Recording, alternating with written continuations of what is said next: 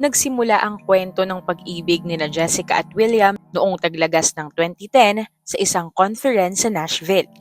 Si Jessica na nooy isang intern sa real estate ay naatasang magbenta ng mga raffle ticket. Si William na bagong graduate at nagtatrabaho sa isang tech startup ay agad na nahumaling sa maamong muka at ngiti ni Jessica. Naging mabilis lamang ang courting stage ng dalawa. Humanga si Jessica sa talino at determinasyon ni William, samantalang si William naman ay nahulog sa sigla at kasipagan ni Jessica sa buhay. Sa loob ng isang taon, sila ay na-engage at makalipas ang 6 na buwan, ikinasal sila sa isang napakagandang garden wedding. Ang mga unang taon ng kanilang kasal ay puno ng pagsusumikap na maabot ang kani-kanilang goals. Ibinuhos ni Jessica ang kanyang oras at lakas sa kanyang karera at mabilis siyang nakilala sa kanyang firm. Ang kanyang pagiging attractive at potential sa usapin ng real properties ay naging asset nito upang makakuha ng maraming kliyente. Sa kabilang banda, ang karera ni William sa software engineering ay lumago rin. Naging in-demand siya dahil sa kanyang galing sa pagresolba ng mga software issues. Ang mga gabing ginugugol sa pag-code ay napalitan ng mas mataas na posisyon, pangunguna at pagiging speaker sa mga tech conferences. Kasabay ng paglago ng kanilang karera ay ang kanilang personal na buhay. Nakabili sila ng bahay sa Oakwood Estates, isang maluwag na bahay na may 4 na silid. Tuwing weekend, abala sila sa pagre-renovate, pagdedekorasyon at pagbuo ng tahanang sumasalamin sa kanilang mga pangarap at kagustuhan. Katulad ng ibang nakakaluwag-luwag sa buhay, tinamasa ng dalawa ang ginhawa sa pamamagitan ng pagbili ng anumang maibigan, pagkain sa mga fine restaurants at pagbabakasyon sa malalayong destinasyon. Ngunit habang lumilipas ang mga taon, unti-unting tumamlay ang kanilang relasyon. Ang mahabang oras na ginugugol nila sa kanilang trabaho ay nag-iwan ng kaunting oras para sa dating pagmamahal na nagbuklod sa kanila. Ang mga usapan tungkol sa pagkakaroon ng pamilya ay paulit-ulit na ipinagpaliban, na pareho nilang sinasabing kailangan nilang maabot ang isa pang milestone sa kanilang mga karera bago tahakin ang landas na iyon. Gayunpaman, nagpatuloy sila. Naniniwalang sapat pa rin ang kanilang pagmamahalan upang malampasan ang anumang unos. Dahil dito, hindi nila napaghandaan ng husto ang unos na tuluyang sisira sa kanilang pagsasama. Dumating si Lily Maroney sa Oakwood, isang 33 taong gulang na diborsyada na nagsisimulang muli at determinadong buuin muli ang sarili mula sa masakit na nakaraan. Si Lily, na may nakakahawang tawa, ay agad na naging kapansin-pansin sa komunidad. Bilang welcoming tradition ng mga tao sa kanilang lugar, si Jessica ang unang lumapit kay Lily, dala ang basket na naglalaman ng local foods at bote ng alak bilang pagbati. Agad na nag-click ang dalawa, nagbonding at naging malapit dahil na rin sa mga pagkakapareho sa mga hilig sa buhay. Naging regular si Lily sa bahay ng mga Hartley. Kung may oras mula sa kanya-kanyang trabaho ay sinasamahan nito si Jessica sa pag-explore at pagluluto ng mga kakaibang recipe. Si William, na noong unay kontento na hayaan ang mga kababaihan sa kanilang oras, ay unti-unting naakit sa mga usapan ng dalawa. Ang presensya ni Lily ay tila nagbigay buhay sa kanilang social circle. Ang kanyang mabilisang pag-iisip at adventurous spirit ay nagdagdag ng saya sa kanilang mga dinner party. Ipinakilala niya ang mag-asawa sa mga bagong restaurant, niyaya sa mga outdoor concerts at pati si William na karaniwang tahimik ay nakuha niyang pasayawin ng salsa. Para kay Jessica, si Lily ay sumisimbolo ng freedom na hindi niya kailanman naranasan kahit pa noong siya ay single pa. Humanga siya sa kakayahan ni Lily na muling buuin ang sarili pagkatapos ng diborsyo. Nakita ni Jessica kay Lily ang isang buhay na hindi niya pinili, isang buhay na mas puno ng spontaneity at hindi alintana ang opinyon ng iba. Maging si William ay nasasabik na sa mga pagbisita ni Lily. Na-appreciate ni William ang kakayahan ni Lily na mailabas siya sa kanyang comfort zone at makita ang mundo mula sa bagong perspective. Hindi nila napagtanto na ang bagong pagkakaibigang ito ay magbibigay daan sa isang pagtataksil na sisira sa kanilang buhay magpakailanman. At nagsimula nga ito isang araw noong April 2014. Wala si Jessica sa bayan para sa isang real estate conference at inimbitahan ni William si Lily para sa hapunan dahil ayaw umano niyang kumain mag-isa. Habang magkasama silang nakaupo, Nagsasalo ng bote ng alak at pinapanood ang paglubog ng araw, may nagbago sa pagitan nila. Si Lily, dala ng lakas ng loob mula sa alak at sa intimate na setting, nagsimulang magbukas ng kanyang mga saloobin tungkol sa kanyang nabigong kasal. Ikwenento niya ang pakiramdam ng mapag-iwanan, hindi minamahal at pinapahalagahan. Si William na naantig sa kwento ay nagsimulang magbahagi ng sarili niyang mga damdamin ng pananamlay. Ang mga mahabang oras ng trabaho, ang pagtuon sa karera at ang unti-unting pagkawala ng masiklab na damdamin para sa kanyang asawa. Sa sandaling yun ng pagkakaisa sa kalungkutan ay sumiklab ang pinagbabawal na koneksyon sa pagitan ng dalawa. Ang kanilang unang halik ay maingat, ngunit mabilis itong naging malalim at mas mapusok. Ang damdamin at guilt at pagnanasa ay naglalaban sa kanilang damdamin, ngunit sa huli, nanaig ang pagnanasa. Sa isang mainit na tagpo sa pagitan ni William at Lily, bigla namang dumating si Jessica at ang mapait na tanawin ay tila suntok na tumama sa kanya. Napaatras siya at isang pigil na hikbi ang sumambulat mula sa kanyang bibig. Sa sandaling yun, bumagsak ang kanyang mundo. Lahat ng alaala, bawat pangarap na pinagsaluhan, bawat pangako ng magpakailanman, lahat ng ito ay nadungisan, nabahira ng pagtataksil na kanyang nasaksihan. Pansamantalang umalis si Jessica upang iproseso ang nangyari at nang magpa siya na itong umuwi ay hindi pa niya kayang harapin si William. Kinailangan muna niyang mag-isip ng gagawin para sa kanyang asawa. Ngunit si Lily, ang ideya na ang kanyang dating kaibigan ay patuloy na nabubuhay na parang walang nangyari at nagawang ahasin ang kanyang asawa ay nagpapakulo ng kanyang dugo. Bago pa niya mapigilan ang sarili, natagpuan na lamang ni Jessica ang sarili na nagmamaneho patungo sa bahay ni Lily.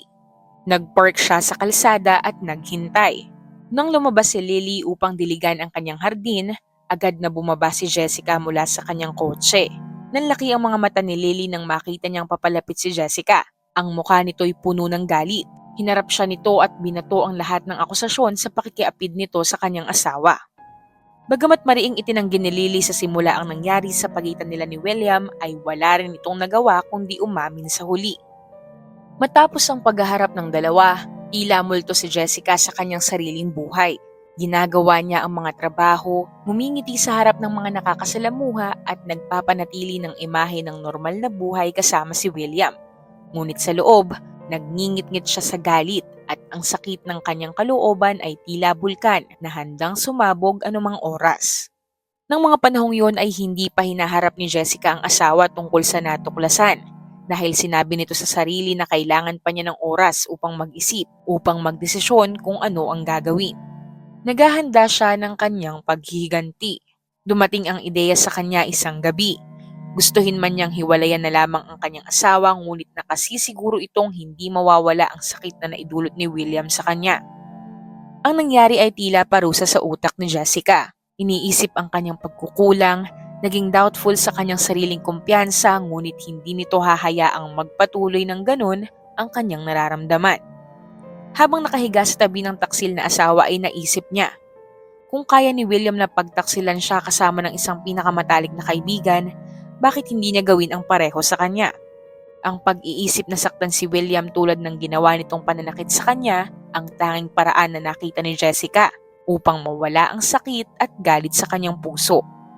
At alam na alam niya kung sino ang gagamitin upang isakatuparan ang kanyang plano, si Axel Feldman, ang pinakamatalik na kaibigan ni William mula noong kolehiyo. Si Axel ay palaging kasama sa kanilang buhay. Siya ay isang binata na palipat-lipat ng mga babaeng nakakarelasyon. Napansin ni Jessica na minsan ay nagpahiwatig ng pagtingin sa kanya si Axel, bagamat hindi ito kumilos dahil na rin sa respeto kay William. Sinimulan ni Jessica na ayusin ang mga pagkakataon sa pagitan niya at ni Axel. Humingi siya ng tulong sa mga simpleng gawain sa bahay kapag wala si William at iniimbitahan siyang magkape upang pag-usapan ang mga usapin tulad ng fitness plan. Sinigurado ni Jessica na mahuhulog sa kanyang patibong si Axel. Pinatatagal ang mga haplos, walang palya kung tumawa sa mga biro ni Axel. Unti-unting naramdaman ni Jessica na gumagana ang kanyang plano at hindi ito makapaghintay na matikman ni William ang tulad na sakit na idinulot nito sa kanya. Hindi halos naisip ni Jessica na maaaring masaktan din si Axel sa kanyang gagawin sapagkat nilamon na siya ng kanyang kagustuhang maghiganti. Hindi alam ni Jessica na ang kanyang maingat na binalak ay malapit nang mag-backfire ng malupit. Isang gabi noong Hulyo 2014, isinakatuparan ni Jessica ang kanyang plano. Inimbitahan niya si Axel sa kanilang bahay at humingi ng tulong sa isang sirang gripo. Alam niyang si William ay gagabihin ng uwi. Binuksan niya ang pinto na nakasuot ng maikli at magulo ang buhok. Nagtaka si Axel sa postura ni Jessica ngunit nanatili itong kalmado at hindi binigyan ng kahulugan ang kanyang impresyon. Habang nagtatrabaho si Axel sa gripo, nasa malapit lamang si Jessica. Nagtatanong tungkol sa kanyang araw, tumatawa sa kanyang mga biro na nagiging sanhi upang magtagal ang mga haplos niya sa kanya. Nang matapos ang ginagawa, iminungkahi ni Jessica na uminom sila para magpalamig. Dinala niya si Axel sa sala. Naupo sa sofa ng sobrang madikit sa isa't isa. Habang nag-uusap sila, unti-unting naging emosyonal si Jessica at idinaing ang kakulungan ng passion sa kanyang marriage. Yumuko si Jessica. Bahagyang bumukas ang kanyang robe. Inilapit ang bibig sa tenga ni Axel at bumulong ito kung maaaring pagbigyan niya sa kanyang nararamdamang pagkahulog sa binata kasabay ng paglapag ng kanyang mga kamay sa binti nito. Napatigil si Axel. Namulat ang mga mata sa gulat. Dahan-dahan niyang inalis ang kamay ni Jessica mula sa kanyang binti at lumayo ng kaunti sa sofa. Tinanong niya kung ano ang ginagawa ni Jessica na may halong pagkabahala at pagkalito. Asawa ka ng pinakamatalik kong kaibigan. Ngunit hindi sumuko si Jessica. May desperasyon na sa kanyang boses. Huwag mong sabihing ayaw mo ito, Axel. Nakikita ko kung paano mo ako tingnan. Pwede natin itong itago. Hindi na kailangang malaman ni William. Biglang tumayo si Axel. Nahihiya si Jessica habang pinagmamasdan niya si Axel na pinupulot ang kanyang gamit. Naging kampante siya nakakagat si Axel sa kanyang alok ngunit nagkamali ito at labis siyang nahihiya sa nangyari. Bago umalis, tumingin si Axel at may halo ng awa at pagkadismaya sa kanyang muka. Hindi ko sasabihin kay William. Mahina niyang sabi. Ngunit sa palagay ko, kailangan niyo nang mag-usap. Isinara ni Axel ang pinto, iniwang mag-isa si Jessica sa kanyang kahihiyan at nabigong plano. Bumagsak siya sa sahig. Umaagos ang mga luha ng pagkabigo at galit sa kanyang muka. Ang nais lang niya ay maramdaman ni William ang parehong sakit na naramdaman niya upang maintindihan niya ang lalim ng kanyang pagdurusa. Kahit na nangako si Axel na mananahimik ito ay ayaw niyang magpakasiguro. Hindi niya matatanggap na mabaliktad ang sitwasyon na ang dapat na si William ang maghihirap ng kalooban dahil sa pagtataksil nito ay maaaring siya pa ang sumapit nito. Hindi alam ni Jessica na ang kanyang takot ay malapit ng magkatotoo. Kinabukasan ng gabi, nasa kusina si Jessica at naghahanda ng hapunan nang marinig niyang pumarada ang kotse ni William sa driveway. Bahagyang nanginig ang kanyang mga kamay. Iniisip kung ito na ang sandali ng paghaharap niya at ni William. Pumasok si William sa bahay. Mabigat ang mga yabag at hindi tulad ng dati ay wala itong mainit na pagbati na narinig mula dito. Tumibok ng mabilis ang puso ni Jessica nang marinig niyang papalapit na si William sa kusina. Nang humarap siya rito, nakita niya sa mga mata ni William ang matinding emosyon. Jessica, kailangan nating mag-usap, sabi ni William. Bakas ang pagpipigil ng galit sa kanyang boses. Ano bang iniisip mo at ginawa mo yun kay Axel? Kumalabog ang kutsilyo mula sa kamay ni Jessica papunta sa chopping board. Paano mo nasasabi yan? Samantalang ikaw ang may ginawa sa best friend ko ilang buwan na ang nakakaraan. Namuti ang mukha ni William. Nawala ng bisa ang galit nito at napalitan ng pagkagulat. Akala mo ba mangmang ako na hindi ko mapapansin ang mga late na pag-uwi mo? Ang palihim mong paglabas ng kwarto habang may kausap ka sa telepono? Lalong uminit ang argumento. Inilabas ng isa't isa ang hindi napag-usapang sama ng loob at pinagdadaanan sa relasyon. Nagsumbatan sila ng mga dating hinanakit, parehong sumusubok na saktan ang isa't isa tulad ng sakit na nadama nila. Habang tumitindi ang kanilang sigawan, bigla na lang naalala ni Jessica ang baril. Ang baril na ipinilit ni William na itago nila para sa proteksyon, nakasilid sa isang lockbox sa kanilang closet. Sa sandaling yon dahil sa pangingibabaw ng galit at sakit, Hindi na nakapag-isip pa si Jessica at humahangos na pumanhik sa kwarto upang kunin ang baril habang hinahabol naman siya ni William na gulong-gulo. Nang makarating si Jessica sa kwarto, nanginginig nitong binuksan ang lockbox at iniangat ang bagay na nakatago roon. Samantala, takot at kulat naman ang namutawi kay William nang mapagtanto ang hawak ni Jessica. Wala ng kontrol sa sarili si Jessica. Lumapit si William. Itinaas ang mga kamay at nagtangkang kausapin ng mahinahon ang asawa. Ngunit humigpit ang daliri ni Jessica sa gatilyo. Ang tunog ay umalingaw sa buong bahay kasunod ang isang nakakabinging katahimikan. Tila huminto ang oras pagkatapos ang nangyari. Nakatayo si Jessica. Hawak pa rin sa kanyang kamay ang bagay na yon habang bumagsak si William sa sahig at dumaloy sa paligid niya ang pulang likido. Sa loob ng ilang sandali, hindi na kayang intindihin ni Jessica ang nangyari. Tinitigan niya ang hindi na humihingang si William. Umaasa na tatayo ito at sisigawan siya, ngunit nanatili itong walang galaw. Pumalahaw ng iyak si Jessica. Sumisigaw ng sakit sa tahimik na gabi. Yumakap siya sa katawan ni William. Hinahaplos ito habang umiiyak.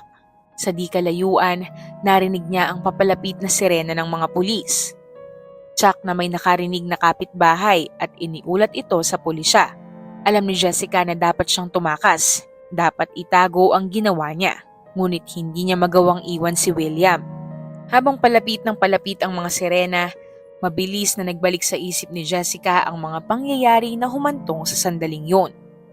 Ang mga masasayang taon sa kanilang kasal, ang unti-unting pagkakalayo, ang pagtataksil, at ang maling paghihiganti. Lahat ay tila walang halaga ngayon sa harap ng kanyang nagawa. Biglang bumukas ang pinto sa ibaba at narinig ni Jessica ang mabibigat na yabag ng mga pulis na pumasok sa bahay. Agad naging abala ang bahay ng mga Hartley habang ang mga pulis at investigador ay nagsimula sa kanilang pakay.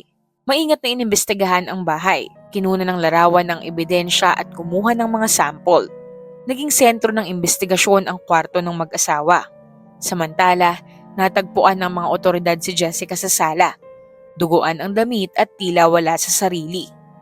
Kahit pa siya'y nasa estado ng pagkabigla, binasahan ito ng Miranda rights at dinala sa istasyon ng pulisya. Sa istasyon, unti-unting nagbalik ang emosyon ni Jessica. Sa pagitan ng kanyang mga hikbi, inamin ni Jessica ang nagawa kay William. Ikwinento ang mga pangyayari na nagdala sa mapait na sandali. In-interview nila ang mga kapitbahay na nagsabing narinig nila ang mga pagtatalo ng mag-asawa na lumala buong gabi. Isinama sa interogasyon si Lily Maroney. Ang kanyang muka'y puno ng guilt at lungkot at inamin ang relasyon kay William. Si Axel Feldman naman ay nagbigay ng sariling pahayag. Ibinunyag ang tangkang pang-aakit ni Jessica at ang kanyang naging pag-uusap kay William. Ang kanyang salaysay ay nagbigay ng malinaw na larawan ng isang kasal na nasa bingit ng pagkawasak, dulot ng pagtataksil at hindi pagkakaunawaan. Ang forensic science ay sumang-ayon sa pahayag ni Jessica. Sinimulan ang paglilitis noong Nobyembre 2016. Napuno ang courtroom araw-araw dahil sa dami ng spectator sa kaso ni Jessica. Inilarawan ng prosecutor si Jessica bilang isang babaeng nilamon ng selos at galit, na maingat na pinagplanuhan ang kanyang paghihiganti. Binigyang diin niya ang plano ni Jessica mula sa tangkang pang-aakit kay Axel hanggang sa paggamit ng dahas habang nagtatalo sila ni William. Ang testimonya ni Lily Maroney ang naging pivotal moment sa paglilitis. Luhaan niyang inamin ang kanyang relasyon kay William, na tinanggap ang sakit at pagkawasak na idinulot nito. Ang kanyang pagsisisi at pag-amin ay tila nakapagpaantig sa ilang jurors, na nagpatibay sa kwento ng depensa na si Jessica ay isang asawang itinulak lamang ng sukdulang sakit na naramdaman. Ang testimonya ni Axel Feldman ay may kapantay na substance. Inilahad niya ang tangkang pang-aakit ni Jessica. Ang boses niya ay puno ng pagkailang habang inaalala ang mga detalye. Ngunit inamin din niya ang malalim na pagmamahala na nasaksihan niya sa pagitan ni Jessica at William, na tila hindi katangian ng dalawa ang kanilang mga ginawa. Sa buong paglilitis, tahimik na nakaupo si Jessica sa defense table. Ang dati niyang masiglang presensya ay nawala dahil sa lungkot at pagsisisi. Nang sa wakas ay tumayo siya sa witness stand, Ang kanyang salaysay ay isang masakit na kwento ng pagsasamang nasira dahil sa kawalan ng panahon sa isa't isa, hindi pagkakaunawaan at pagtataksil. Ipinahayag niya ang kanyang matinding pagsisisi na sinabi na handa siyang paltan si William kung kaya lang niyang gawin. Pagkalipas ng 2 linggo, ibinaba ng hukom ang hatol kay Jessica. Isinaalang-alang ang mga pangyayari ng krimen at ang kawalan ng criminal record ni Jessica. Hinatulan siya ng 18 taong pagkakakulong na may posibilidad ng parole matapos ang 15 taon. Ang kwento ng mga Hartley ay magsisilbing babala at isang malungkot na paalala kung gaano kabilis maaaring magbago ang pagmamahalan tungo sa pagkamuhi at kung gaano kalalim ang maaaring maging epekto ng pagtataksil. Kung ikaw ay umabot na sa bahaging ito ng video, maraming salamat sa iyo. Para sa iba pang istorya, huwag mong kalilimutang mag-subscribe sa aming channel at kung may nais kang ma-feature na kwento na sa tingin mo ay angkop sa channel na ito, maaari mo itong isulat sa comment section. Ito ang Tagalog Bizarre Story Archives.